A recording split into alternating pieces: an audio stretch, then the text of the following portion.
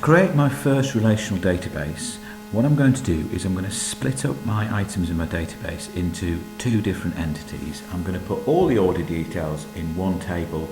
I'm going to put all the product details in the other table. The example of this can be found on the database that you find on Moodle. Here it is, ski sales. So if I click to download that, and then having downloaded it,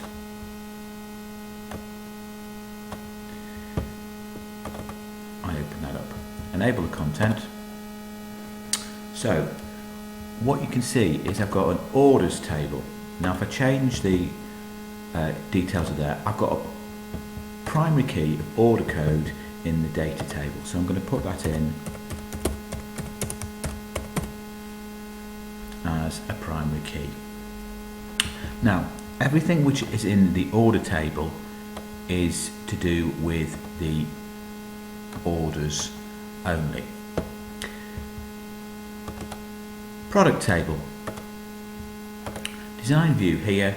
Here I've got the stock code, and I'm going to make sure I've made the stock code the primary key in this particular table.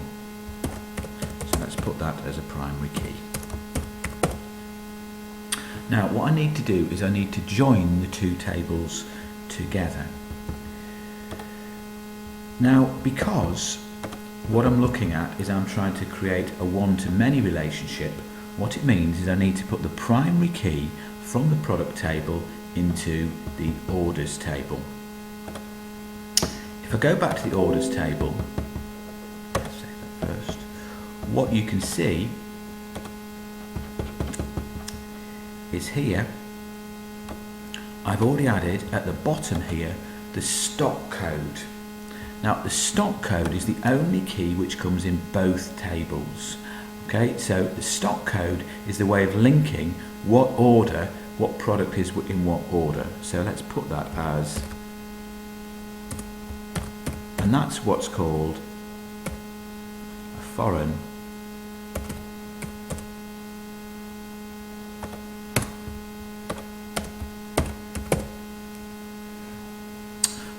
key. Now, if I save that table there,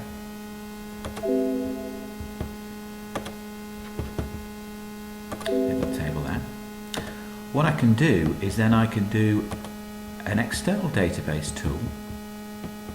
So database tools is what I need, and relationships. Right click with your mouse to show the tables. Let's put those two tables on there. I've got my orders, I've got my products, and what you can see is I've already done the relationship on this here. I'll just delete this to show you how it's done again. All I want to do is I've got my orders table, everything in orders, except I've got the stock code, which is the foreign key which joins my product table. My product table is the stock code. I simply drag across stock code to stock code. If you enforce referential integrity, what it stops you doing is it stops you ordering anything which isn't already in the product database. Click on create, and that's the database structure that I want. If I go back to compare it, one product in many orders. In Access now, I've got one product in many orders.